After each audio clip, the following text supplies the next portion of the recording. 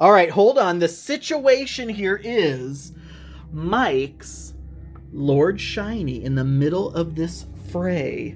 I mean, we're talking the Dungeon of Death here. Lord Shiny, 10 wounds out of 11. Lord Dole, the valiant Lord Dole, has rolled a 9. Mike needs a 9 or better to remain among the living. Otherwise, it's game. Mike, 9 or better.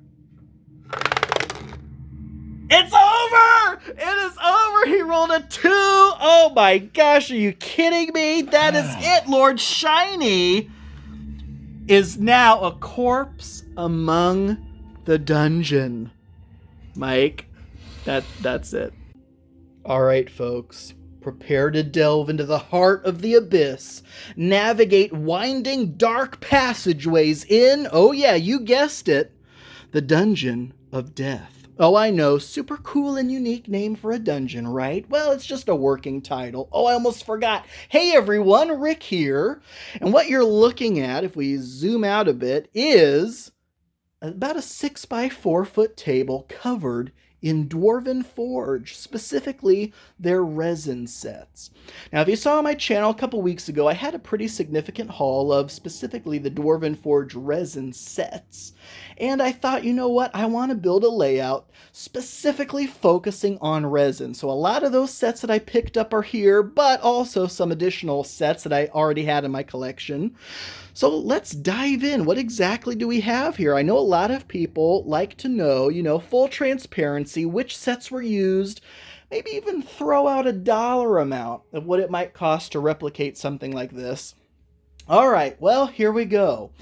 In this layout, there are 4 room and passage sets, 1 room set, 3 Wicked Edition sets, Wicked Editions 1, 2, and 3, 2 medieval building sets, 1 medieval building expansion set, 1 Realm of the Ancients 2 set, and 2 of these ruin sets. Maybe about a half to 2/3 of each ruin set was actually used in this.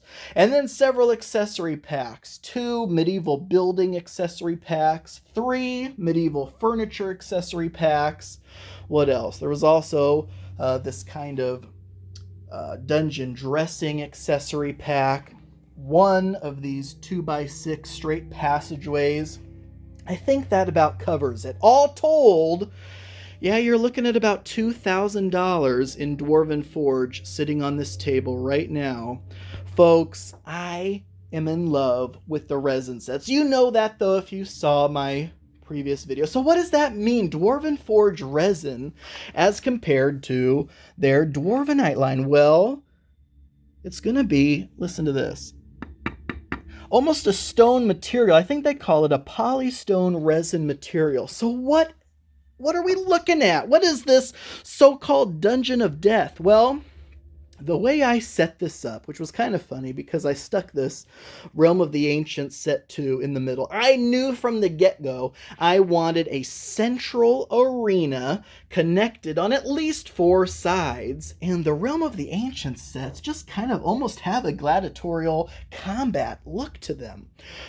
But what I wanted was several winding passageways. I wanted this to be almost a tactical miniature skirmish wargame. So I just came up with a set of rules that also included not only player versus player adventuring party combat, but also a mechanism that, yes, I shamelessly took from the old Mage Knight Dungeons line, which are these little clear crystal skull tokens all throughout the dungeon are wandering monster tokens. So on a player's turn, you activate your own adventuring party, but then you can forego at least a couple of your adventuring party's actions to move and utilize the wandering monsters. Whenever a wandering monster token gets within 6 spaces of a player's character, or when a player's character gets within 6 spaces of a wandering monster, you roll a d20 on the enemy table. Depending on what you roll, you are going to have one of these enemy types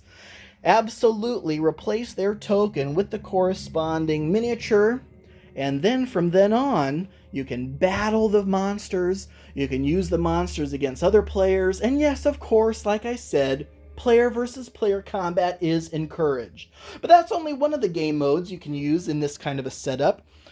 Depending on the game night or who I have over, you can do a cooperative scenario. You can do teams, or of course my favorite is just the free-for-all. So this layout is fantastic for playing 2 to 6 players comfortably, though there's no reason you couldn't have more. Each player is going to have a starting zone, which is going to be one of these 4 corner homes, or with more players, if you wanted to play 5 or 6, there are 2 of these ruined homes halfway through the length of the table. And I just love some of these pieces. So what my theory is, when I set this up, I didn't get too fancy with multiple elevations, because ideally each of these homes would be raised about a level. And then through the doorway would be stairs down into the subterranean layer. So just imagine that this is all underground, and there's probably other homes and buildings on top here. And of course, Grandma seemingly had no idea that behind her cookbook shelf was a layer of unimaginable, monstrous evil. You know, you always heard something scratching at the door. But anyway, so yes, each player is going to pick one of these starting locations. You'll notice that they are different sizes. They didn't begin that way. I actually had them uniform, but the starting area size doesn't necessarily matter here, because when a player begins the game, their first space is going to simply be, boom, right into the dungeon. So it's just total decoration, total ambiance that those starting zones even exist.